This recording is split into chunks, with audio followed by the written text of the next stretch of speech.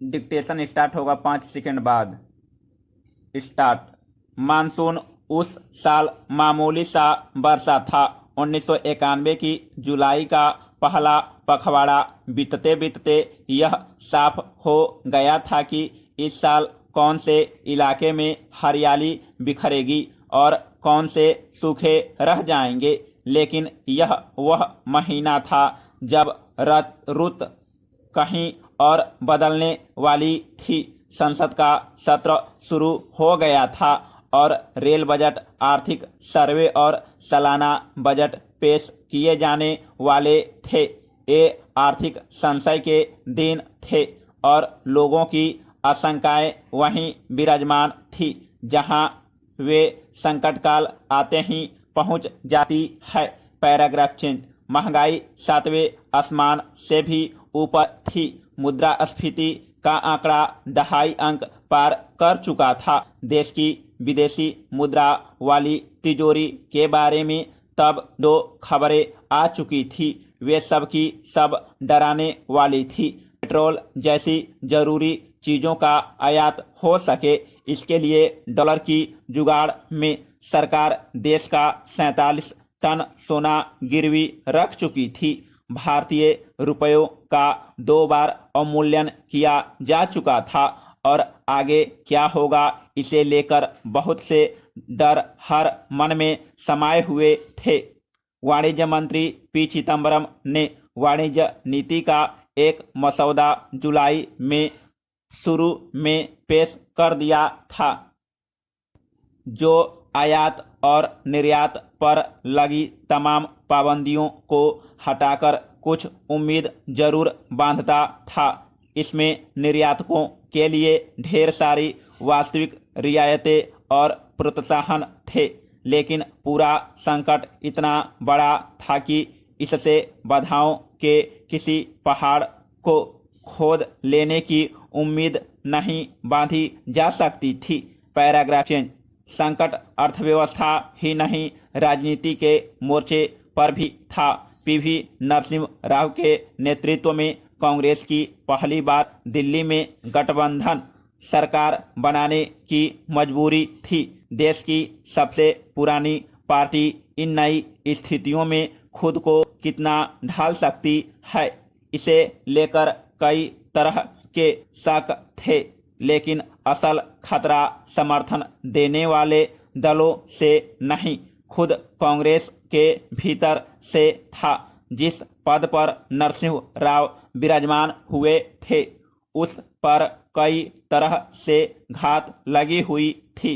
यही वजह थी कि जुलाई के पहले सप्ताह में जब उद्योग मंत्री पी.जे. कुरियन ने लाइसेंस परमिट राज खत्म करने और विदेशी निवेश के दरवाजे खिड़कियां खोलने वाली नई उद्योग नीति तैयार की, उसे सबसे पहले मंत्रिमंडल ने ही धूल चटा दी।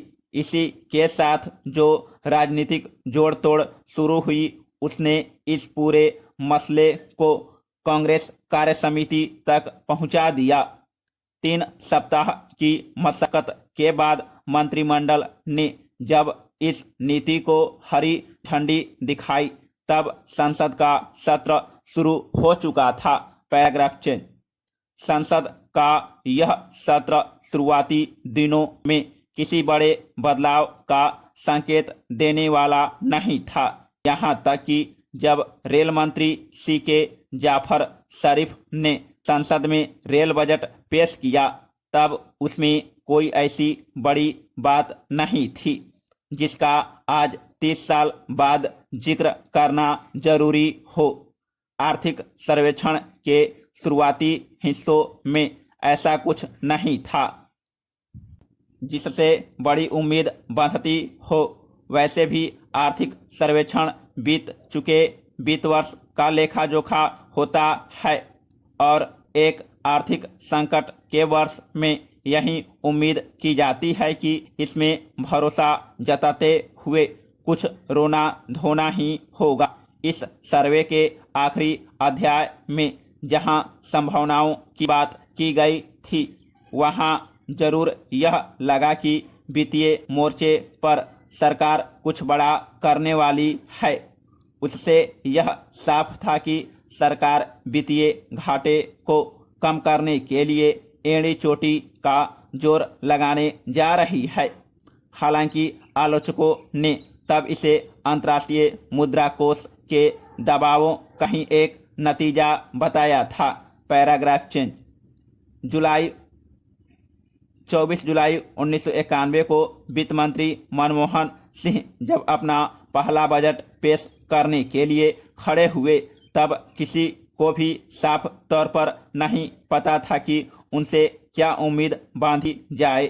कुछ औपचारिक बातों और राजीव गांधी को श्रद्धांजलि देने के बाद जब उनका भाषण आगे बढ़ा तो साफ हो गया कि पिछले कुछ साल की परंपराओं से अलग यह बजट खैरात बांटने वाला नहीं, मुफ्ते बांधने वाला है। अपनी मंशा को उन्होंने बजट भाषण की शुरुआत में ही स्पष्ट कर दिया। अब वक्त को और बर्बाद नहीं किया जा सकता। न तो सरकार और न ही अर्थव्यवस्था अपनी आमदनी से ज़्यादा खर्च के भरोसे लंबे समय तक चल सकती है। धन और समय उधार लेकर तिकड़म भिड़ाने का अवसर अब जरा भी नहीं है। Paragraph change. यह पहला ऐसा बजट था जिसमें वित्तीय घाटे को कम करने के लिए कई बड़े कदम उठाए गए। पेट्रोल, डीजल और उर्वरक जैसी कई उन चीज़ों के दाम बढ़ाए गए जिन पर सरकार की भारी सब्सिडी स्वाहा हो जाती थी। सिर्फ किरोसिन को बख्शा गया जिसके दाम थोड़े कम कर दिए गए। बजट की तमाम वित्तीय विसंगतियों को भी अलविदा कर दिया गया। विदेशी निवेश को आकर्षित करने के लिए बहुत सारी घोषणाओं के साथ घाटे में चल रही सार्वजनिक क्षेत्र की इकाइयों के विनिवेश की घोषणा भी इस बजट में की गई। मनमोहन सिंह उस दिन बजट नहीं पेश कर रहे थे, भारत को एक कड़वी दवा दे रहे थे जिसे संकट से मुकाबिल देश ने सहज ही स्वीकार भी कर लिया था। बजट भाषण के अंत में उन्होंने विक्टर ह्यूगो की कही एक बात का हवाला दिया, उस विचार को कोई भी नहीं रोक सकता जिसका समय आ गया है। Paragraph change. उस बजट से जो परंपरा शुरू हुई उसे हम उदारीकरण कहते हैं, जिसमें बजट के साथ ही राव सरकार की उद्योग नीति और वाणिज्य नीति भी मिलकर एक लय में चल रही थी। और सचमुच इस विचार का समय आ गया था। उस मौके पर उदारीकरण का जमकर विरोध करने वाले भी जब सत्ता में आए तो समय के इस पहिए को उल्टा नहीं घुमा सके।